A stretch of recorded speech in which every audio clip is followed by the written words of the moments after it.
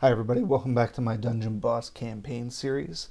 We are in the next phase of PvP here, where we are now level 20.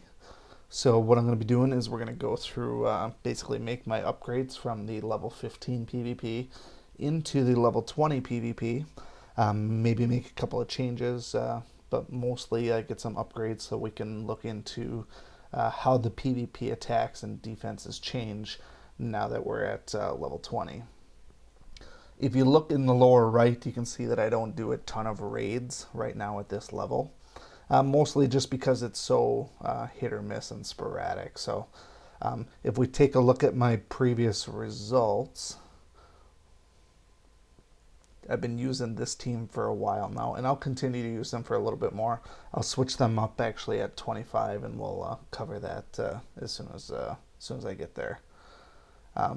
But take a look at my results so far. You can see there's kind of a mixed bag of PvP defenses and failed defenses. Currently, notice I didn't do really any attacks this last season here. And I got about equal defenses and non-defenses.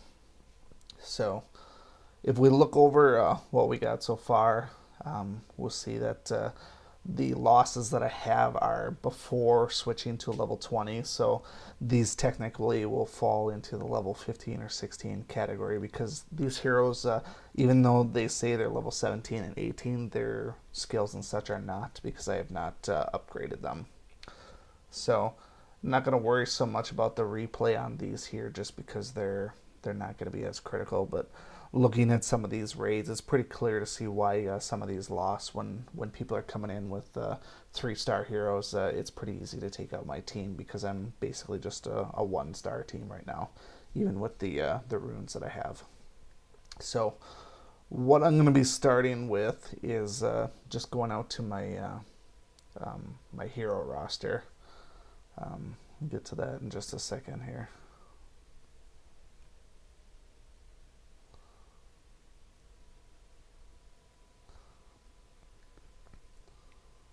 So as I said, I'm going to keep this team for now, but basically I just have to work on the upgrades and make them a little bit stronger.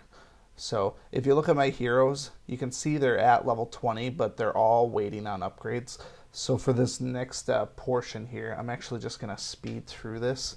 I have it set up to 4 times the speed, but essentially what I'm doing over this next 20 seconds or so, or 30 seconds, is I'm upgrading all of the skills to get to level 20. A couple of the people that have ascensions available, I'm actually going to do some ascending as well. Remember, on PvP defense, the ascensions are very, very critical early on, because if you get 2 skills, it's a lot easier to survive, especially if you have a healer like Yasmin, because she can heal twice.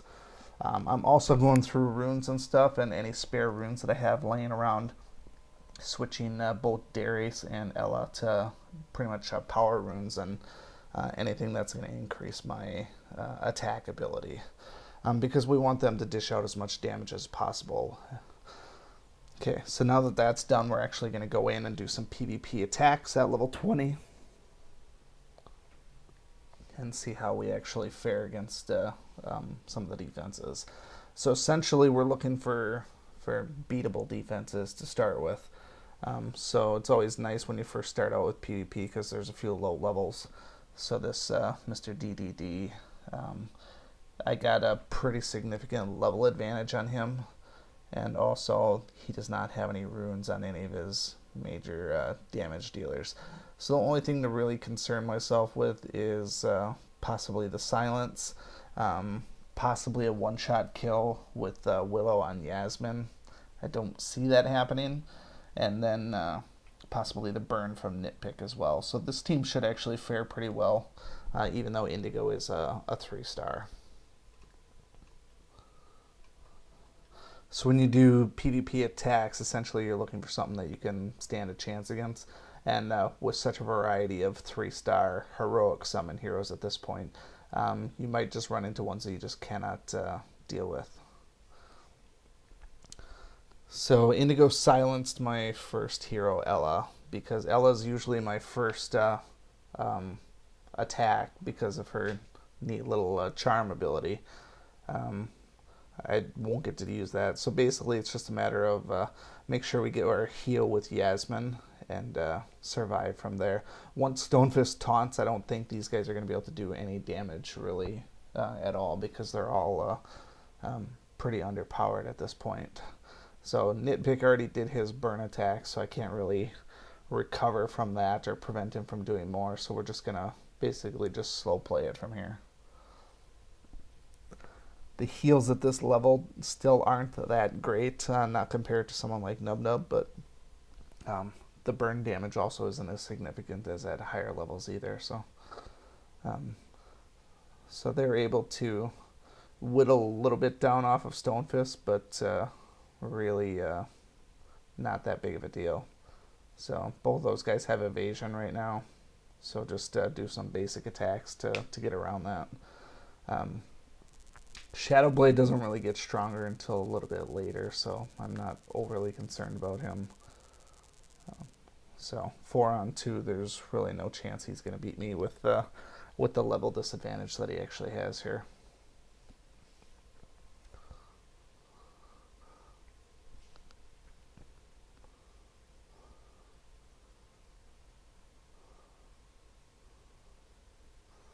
And this should be enough to kill him.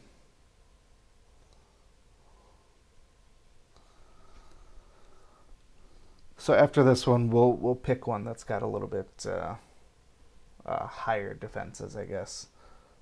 I do tend to still avoid a lot of the 3-star teams just because I've mentioned it many times already, but I don't have any 3-star heroes yet because I haven't done any heroic summons. So once that time comes, then it's going to change my PvP outlook dramatically. More so what I'm looking for to start with is I'm going to be unlocking Nimrio pretty soon. So this is a pretty decent team defense-wise. The main threat here is obviously Braum because he's a huge hitter. But fortunately, as long as Ella doesn't die, we can charm him and he can actually do some serious damage. And so he's probably one of the better heroes that you can get early on. And actually, if you have an option to get Braum, I would definitely do so because he's a major player at the end of the game as well. So, all right, let's give it a whirl here. Level advantage is pretty much equivalent for the most part. If we can take out Rocky, that would be great. But the thing is, we have to use our charm on Braum because he could probably one-shot all 3 of the ladies here. So we want to make sure that we deal with him the best way we know how, which is going to be through the days. So the only real concern with Jabber is his attack on Yasmin because it is an elemental advantage. It's always something to consider. Not really much I could do to avoid that, so we just gotta hope the charm does its job.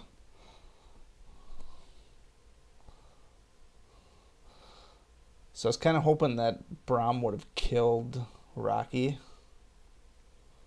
but it's not the end of the world. So all 3 of these guys are male, so this will be a nice little attack here.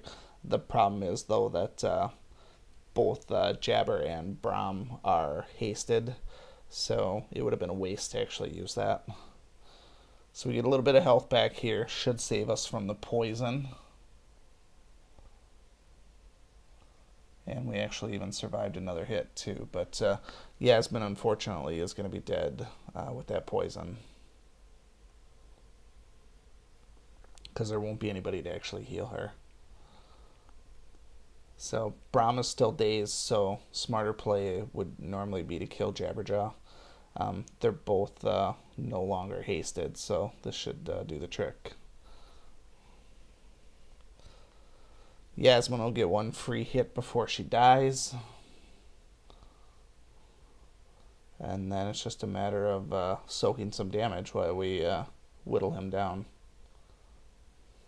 And actually, Yasmin did not die from the poison. That's actually pretty surprising. The further along you get in the game, the poison and the burns, they hurt a lot more than early on. The poison at the end game is absolutely awful sometimes.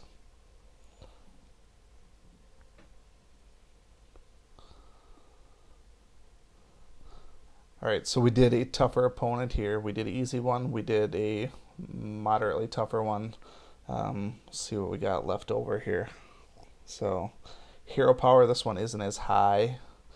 They have one really strong. They have a decent tank, and then two middle guys. Darius is really non-threatening here. So this here should actually be a pretty easy win. It really comes down to what Sifu Jianzi would do, because he can one-shot pretty much anybody but Stonefist as far as my team goes. So if I was using Shadow Blade, I could maybe one-shot him, but I don't know that my Shadow Blade could do that with a 2-star against a 3-star heroic guy like him. So we'll just keep with our basic team here. Give it a whirl. So two of the heroes are low factor, and then the taunt from Overlord, I don't see it as being a problem because we don't have any elemental disadvantages, plus Yasmin has the Pwn Undead trait, so she's going to do extra damage to him as well. And so if I can get through the first couple of turns and taunt with Stonefist, it'll be pretty much victory for us. So the real question is, who is Sifu going to try to kill? So one of my recommendations for PvP defenses is a single target attacker first, because it is hard for a person to predict. Now, obviously, I would have loved to have Darius still alive, but that's, I guess, nothing else I can do there. So, took out their Darius. Their Darius wasn't anything. Fortunately, with Overlord, his taunt isn't his first skill, which gives me free reign to basically attack whoever I want, which allows me to kill Manglejaw. And now with the taunt up, Sifu doesn't have another attack, at least at his ascension level. If he was ascended again, he would get a heal first. So now it's just a matter of taking these guys out. So as long as Sifu is dazed, he's pretty much not very threatening there.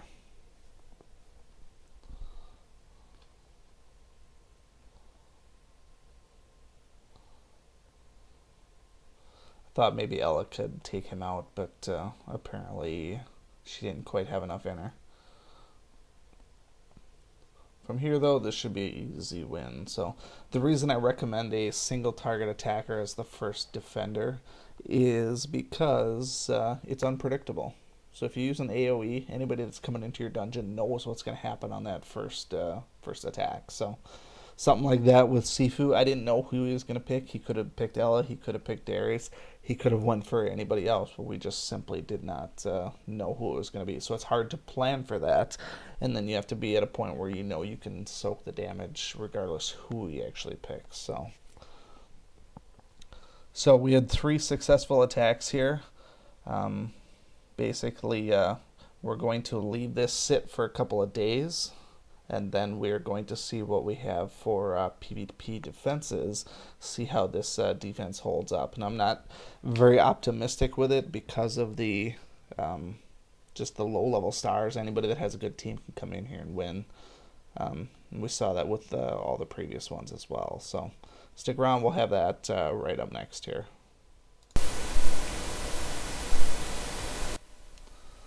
So here we are now. I've let this idle for 3 days to see where I'm at with my PvP defenses.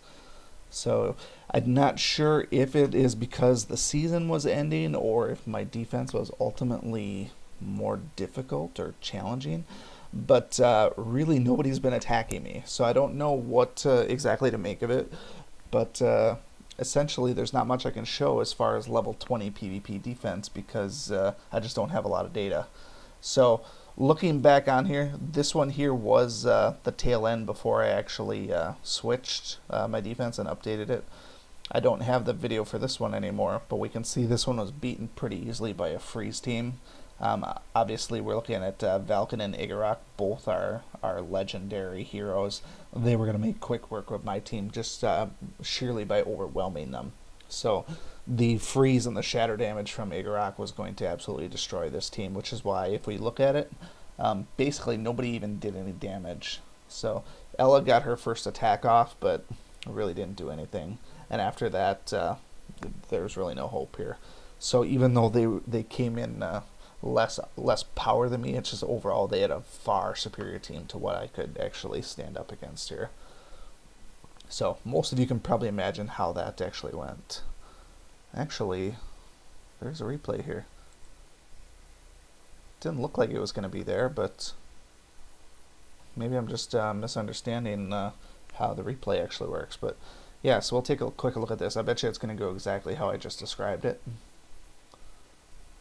So unless Ella was able to, you know, charm somebody that wouldn't be affected by it, like Igorok, for example, but I don't think Igorok was going to completely destroy their entire team. But because the Daze doesn't do anything to Velkin,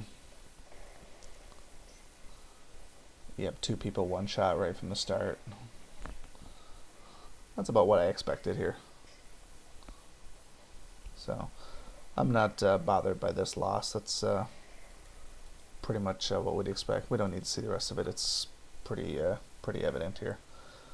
So let's look back at just the other loss that I had. So this PvP defense actually has not had any wins yet. That's not that surprising, to be honest. So this one was Zen and Zom. Mango Jaw is the only one that's really non-threatening here, but it looks like it's the same basic principle here. I'm not sure if their Mango Jaw is ruined out well or if it's just purely overwhelming my team.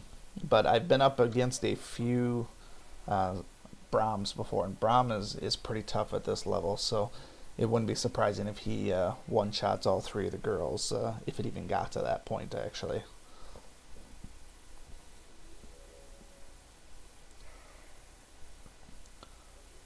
Probably really wasn't necessary to do Save Haven on Brahm, to be honest. I think he could have beat this one without really much trouble. Yeah, so Mango Jaw is not that difficult to manage. So I didn't kill him, but Mango Jaw is also kind of shifty as well. So in the grander scheme of things, could I probably won this dungeon? Being that I basically healed here and got most of my big guns back to full health, maybe. But I know that Brahm does a ton of damage, so it's unlikely we're going to survive against that long term. If Stonefist's first skill was a taunt, possibly, but we lack that option. And actually, I'll be swapping Stonefist out once we get to level 25 PvP. Just for that purpose, the fact that I want someone who's going to taunt first. And actually I might remove taunting altogether, because we're getting to the point where I'm going against a lot more powerful heroes. It may not matter to have a taunter in there, because when you start going against the Igoroks and the Valkyns who are doing a ton of AoE damage, there might just be nothing we could do here. So let's speed this up a little bit. I'm guessing it's just a couple of quick hits in there. They're going to take him down.